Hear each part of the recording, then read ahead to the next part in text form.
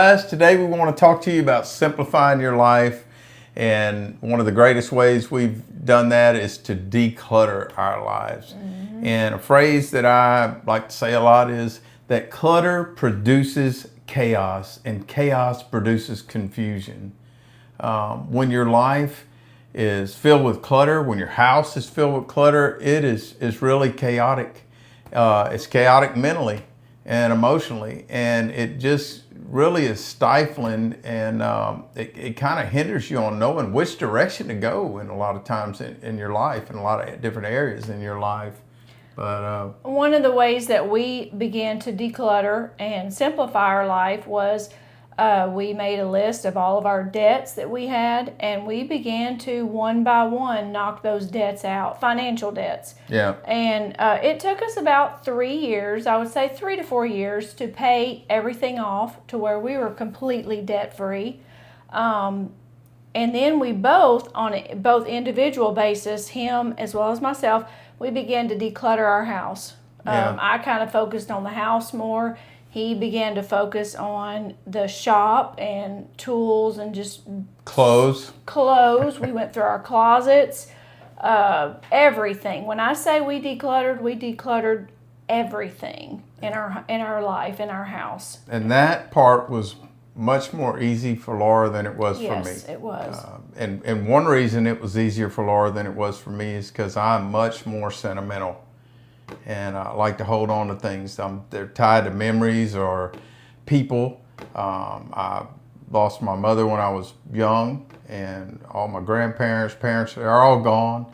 And just things that I had sentimental attachment to, or just because I was sentimental, I just hung on to things that didn't even have anything to do with my family necessarily. It was just Memories. tied to memories. Yeah. Yeah. But the more that I was able to learn how to turn loose, and like I said, that was a process, learning how to do that. But the more I began to take the steps of turning loose of things, the more freeing I discovered it was. Yeah. And to declutter, and it just reduced that chaos in our life. It reduced a whole lot of confusion. Confusion is paralyzing.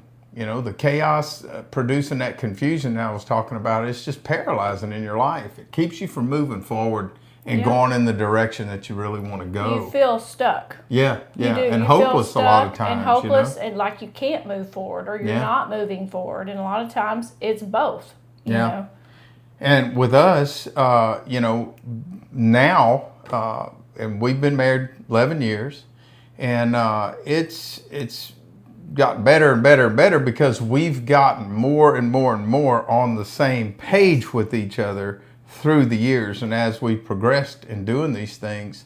But in the beginning, those things are difficult. If you have a spouse and one wants to go one way and the other's not fully on board with that, you kind of, if you're pulling against each other, you're not going to get very far. And it can make it very difficult when you've got one person that likes to spend freely and the other person is frugal. And fortunately for David and I, we are both very frugal. We are tightwads, absolutely. We do not like to spend money if we don't have to, and we don't most of the time. It's.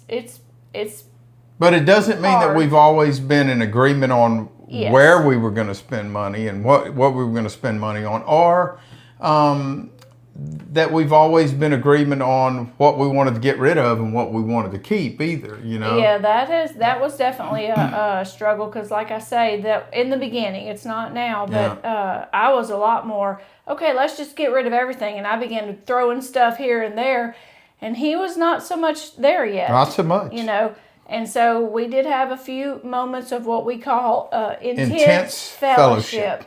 We never fight, but we do have moments of intense fellowship. Sometimes it's been real intense. But, fewer and farther in between these days. And actually, what we're talking about, simplifying your life and decluttering it, is one of the main reasons, one of the biggest reasons that it is like that. We want to be in the best place that we can be in our life. And the older we get, that becomes more important to us.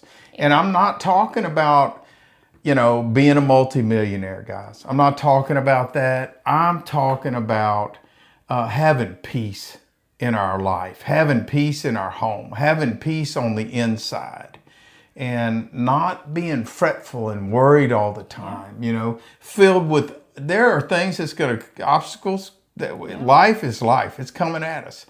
But unnecessary, anxieties to deal with, because things that we brought on ourselves, Yeah. And one of the first places that we started out in learning to simplify our life was the getting out of debt part. Yeah, that was the very first step. Absolutely. That was it. Yeah. And then from that, we began to declutter the house. We began to declutter the shop. Yeah. And then another aspect of this that we haven't brought up yet was there's even where relationships are concerned. Yeah. Decluttering your friendships. And I know that may sound harsh to some people, but if you have relationships in your life, and these can be many types of relationships, but it can be a family member, it can be a friend, a coworker, any of those number of people. But when you begin to declutter those relationships that are one-sided, where you're doing all the talking, all the texting, all the giving, and they're not reciprocal on that, can be put a lot of weight and pressure on you. And not that any of these people meant any harm or ill will, or not that you wish them any harm or ill will, but just letting that go. It's freeing. Not everybody, I heard years ago that there are four kind of people. That there's people that add and multiply to your life, and there's people that are relationships that subtract and divide in your life. Not every relationship is adding to you. Absolutely. And not every relationship is beneficial to you. And it doesn't mean that you won't love somebody. You can love them, but you don't necessarily have to hang out with them all the time. You don't have to let people that are negative constantly be in your ear. You don't have to let people that are not going in the direction that you want your life to go in. You do not have to be plugged into relationships that are trying to pull you in a different direction with their. I a lot of times will call them like Eeyore on Winnie the Pooh. It's a good analogy. They're always having a cloudy day or whatever. And it's people that you may love. Like I said, some of them might be family members, and it doesn't mean you have to totally cut them out of your life either, Yes. But limiting people's access to you sometime, limiting the time that you give to people, and guarding those things, just like you would your finances. And that's where your freedom is when you you limit that opens up freedom on you, which is pressure off, which is a huge deal. And another aspect of this is the benefits of simplifying your life. And one thing that David's already mentioned is freedom. So much more freedom in simplifying your life. For me as a woman and as a wife and our home, when I walk into our home and we do not have clutter, we do not have a lot of what my mom refers to this as tchotchke, which is a lot of little knickknacks. We do not have that. Dust collectors. Yes, dust collectors. I do not have any of that in my home. Now, my home is decorated. It looks nice. But when I have been working all day and I come home, and maybe I've had a kind of a rough day, and I come home and my house is peaceful. She works with me, by the way. Yes, we do work together all day. When she comes home and she's had a rough day. But to walk into our home and it is peaceful, it's not chaotic, there's no clutter, is a huge win for us in that. Decluttering is de-stressing. It relieves so much pressure. And back to talking about the debt, one of the most freeing things stress wise is just learning to and being able to live on less than what maybe you had been living on. If you have debt, and some of you don't have debt, but if you have debt, man, you're just always trying to you have to be concerned about paying on those things. We might not have as much material stuff as some people do, but we don't have debt. No. And we are not sitting around worrying about, well, we got to pay this card and this bill and this car payment and this. We don't have that. And so we work for ourselves, and sometimes we've got plenty of work. Sometimes there's some slow periods to it. And we are able to save our money so that when time is slow, work is slow at times, we're not so much of a bind over it. Our stuff's covered. We don't have a bunch of debt that we have to be concerned about paying. Absolutely. And Absolutely. it's so freeing.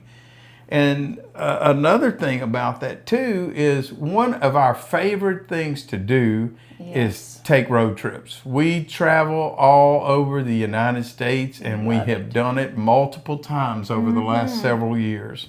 And one thing we'll be posting on our pages is some pictures from our trips. And because we got out of debt and we were able to save our money, and we had the money to go on these trips before we ever left to go on them, Yeah. And it's just been very, very awesome to do that. It's something that we really love to do, and those trips have been an investment into our life, into our marriage and our lives. Yeah. And one of the things going along with the financial, paying the debt off and stuff, one thing that we do is we pay cash for everything. We don't finance anything. Yeah. We pay cash for vehicles. We pay cash. We may not drive the latest, greatest vehicle, have the latest, greatest phone or computer, but we pay cash for what we have, and we own everything. Doesn't mean that we don't use a debit card now. Yeah. But we don't finance anything. No financial trips, cars, loans. Whatever. We don't. Now we had to get to that place. Yes, it took us. It was a process, and that goes back to the three or 4 years that it took us to pay that debt off. But once we started going in the direction to pay that debt off, we did not finance anything from that point on. We did not finance anything. We just started putting one foot in front of the other, and that's how you get there, is to put one foot in front of the other. Yes, that's right. Some people will say, well, how do I start? And this is how you start.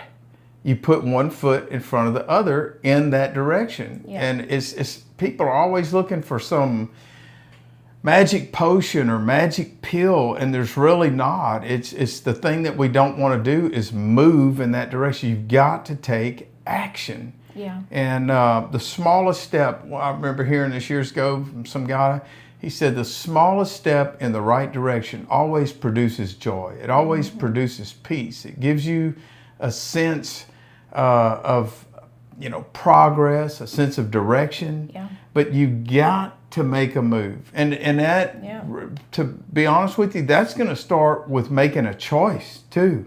There's going to come a time where you've got to make a choice to draw a line in the sand and say, I'm not going to keep doing what I've been doing because it's going to keep getting me what I've been having.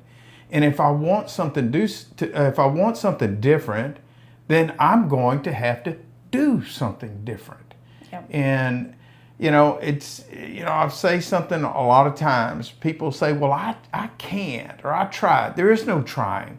There's doing or not doing. That's exactly right. That's it. That's it. There's no trying. Doing or not. Yeah. I tell people, if you say you're trying, you're lying. Because you're either doing or you're not doing. You're either making movement towards it or you're not. Mm-hmm. And you're never going to get to desired destination or in your life, desired outcome in your life, unless you are making moves toward that. And it's not on a steady upward plane. There's going to be lots of detours and Yeah. hills and valleys along the way, and Yeah. there's going to be things that come up that you didn't know, they're unforeseen, it's obstacles. You're going to have them. But you can continue to make the choice to get up, wipe the dust off, and begin to move in the desired direction. That is on you.